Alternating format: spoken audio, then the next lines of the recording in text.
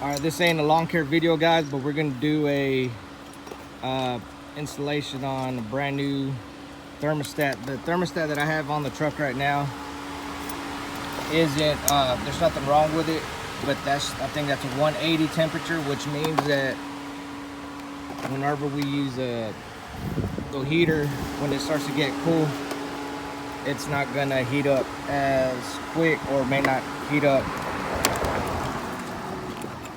at all. So we're gonna put the factory temperature, which I think this one's a 203.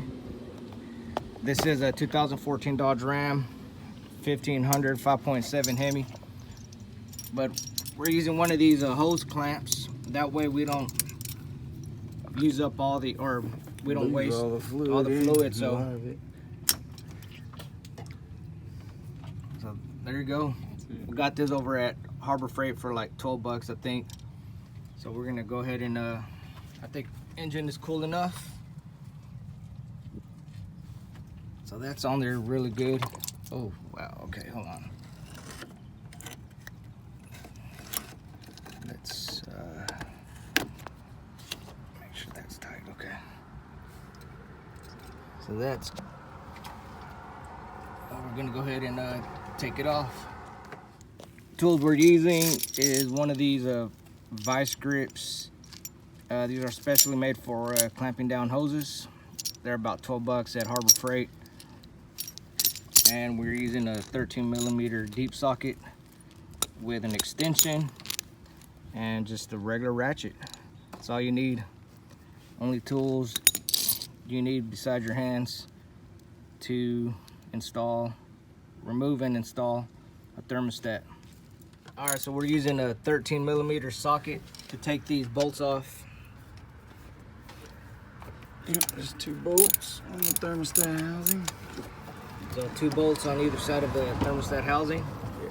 And this one should, y'all guys make sure that y'all get the gasket that comes with it, because whenever I bought this last week, it didn't have the gasket, so I had to take it back and tell them to give me one with a gasket. Yeah, they're gonna give it to me without a gasket. Someone probably bought it, needed a gasket, probably bought it, took the gasket and brought the thermostat back. Yep.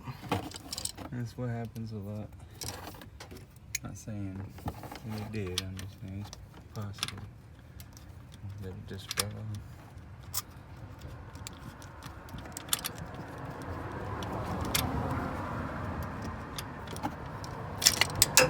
Uh-oh. Camera's fault.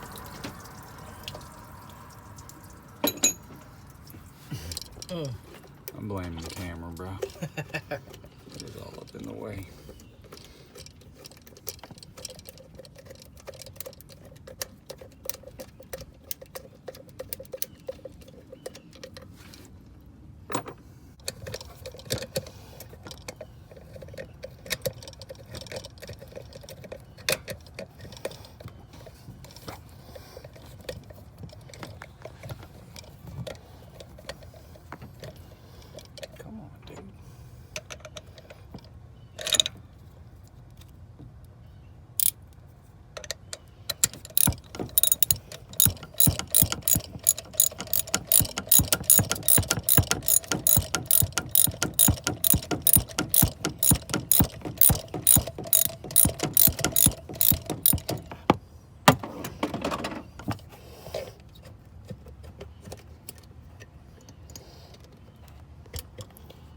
Surely you're ready to come out by now.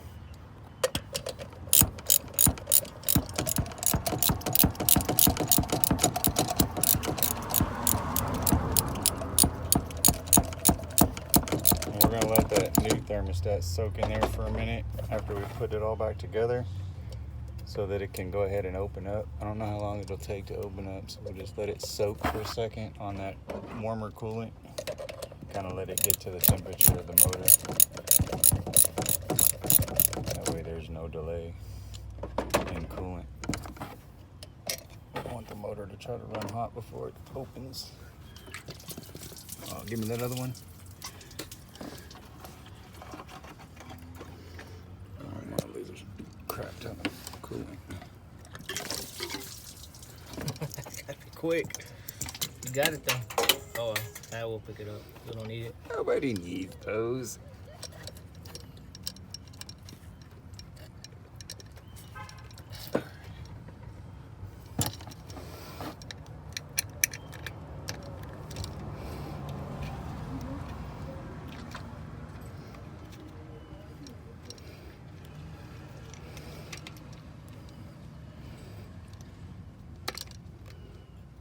Go in your home.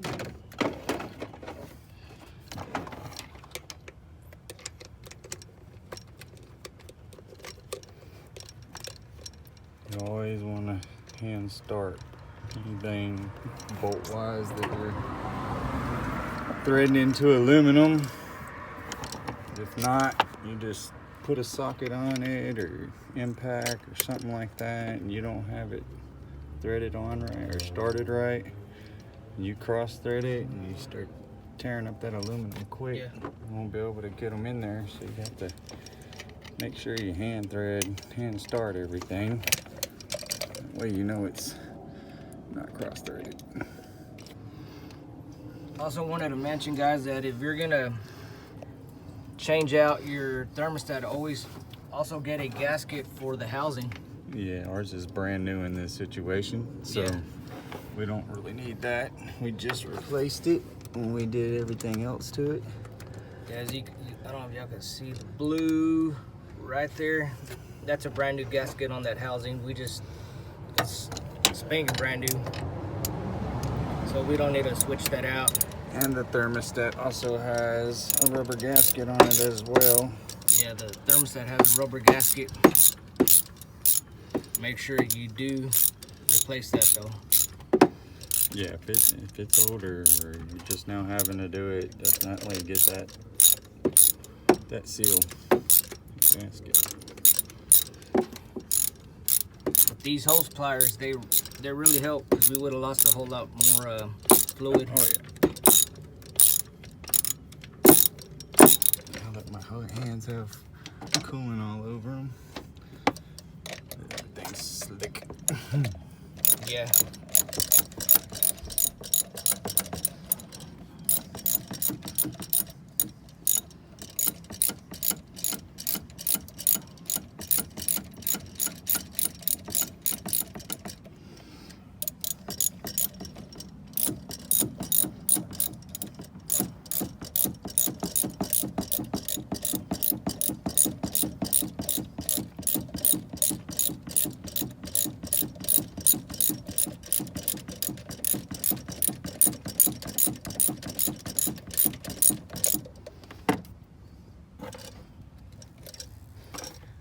I don't remember them being this long when I took them out. Yeah, right. They're going in. Let's see from right here.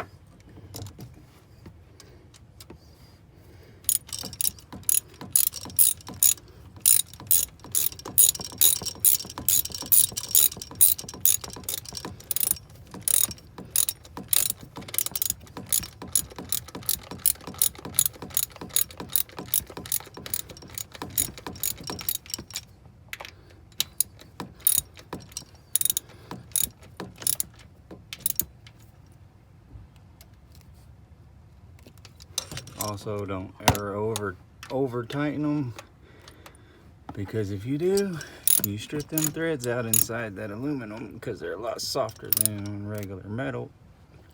So you never want to over tighten those bolts either. Put them back in. Let that thermostat soak for a second. All right. Let it build up some temperature. And then we'll crank her up. Mm-hmm. Okay. Lose fluid. Make sure you put fluid back into your system. That way your truck doesn't run hot or overheat.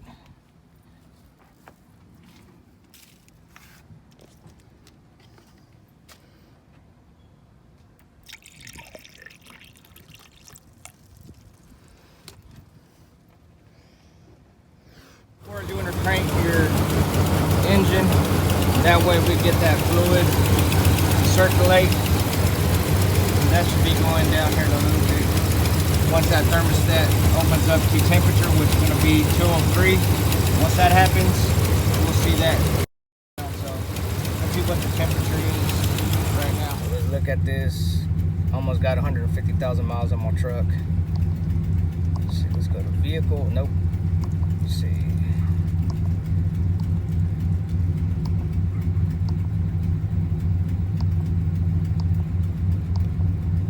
So there we go. So we gotta wait till that coolant temperature reaches 203, and it should open up the thermostat, which will allow the fluid to circulate throughout the coolant system. It's going up 165.